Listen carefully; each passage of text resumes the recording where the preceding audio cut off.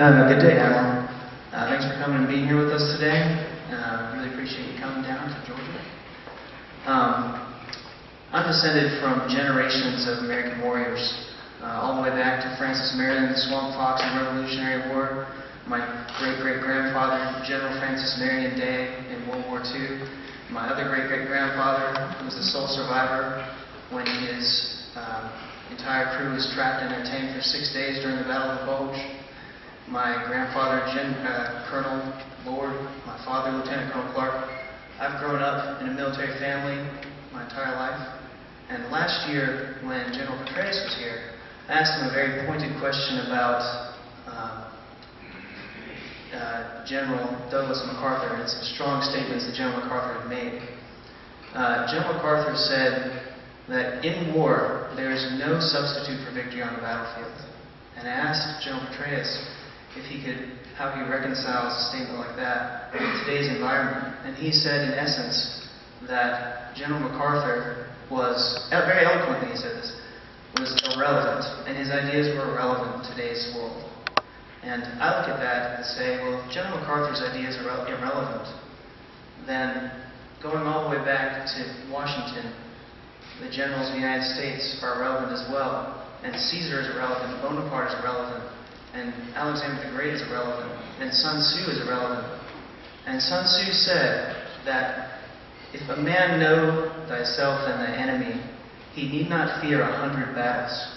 If he knows himself but not his enemy, he will win for every victory, suffer defeat. If he knows neither himself nor his adversary, he will suffer defeat repeatedly on the battlefield. So my question to you is, do you feel that we truly know our enemy? Because in my opinion, I feel that we do not. And even more concerning to me, if MacArthur, if Patton, if Lee and Grant and Washington are irrelevant, do we know ourselves? And if victory on the battlefield is irrelevant, then what do the people of this nation, the people in this room, and the people who go into harm's way every day, the mothers, fathers, sons, daughters, brothers, sisters, have to look for in the future of this nation? In the discussion, or in the memorial ceremony at the Pentagon a couple days ago on 9/11, one of the things that I tried to capture in my remarks was the initial response. And I was in the Pentagon when the plane flew with it, and I lost colleagues in that evil act perpetrated by evil people. And there was and is to some degree this urge to exact vengeance and justice, and rightfully so. To a certain degree culminated with the death of bin Laden a couple months ago. But by no means was that the last act from my perspective. The other thing I talked about was the suffering of those families, and yet the example that they set to move on with their lives, which is at the heart, from my perspective, of who we are as Americans. I said that the terrorists could kill our citizens. They cannot kill our citizenship. They cannot take away our way of life.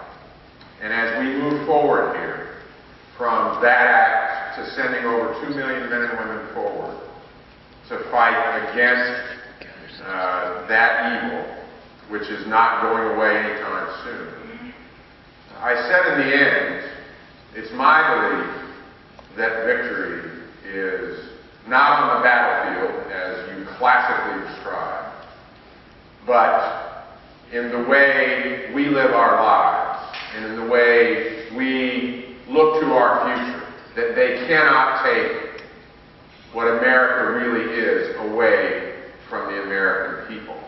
And while we will stay engaged and capture and kill as many as possible who are trying to kill us, I really believe the enemy is in the institutions the corrupt governments, the places in the world where people have no future.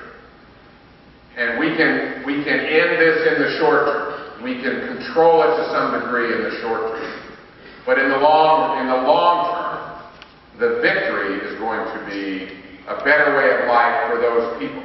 Very simply summed up by looking at a young 15-year-old boy who has to make a choice, which is, do I seek an education to try to improve my life and the lives of others, or do I put on a suicide vest and kill as many innocent people as possible? Now we're, from my perspective, a long way from that victory. So to the degree that General Petraeus, and I certainly accept your analysis and your interpretation of what he said, there is a level of irrelevancy in this world in terms of classic quotes from MacArthur way back when.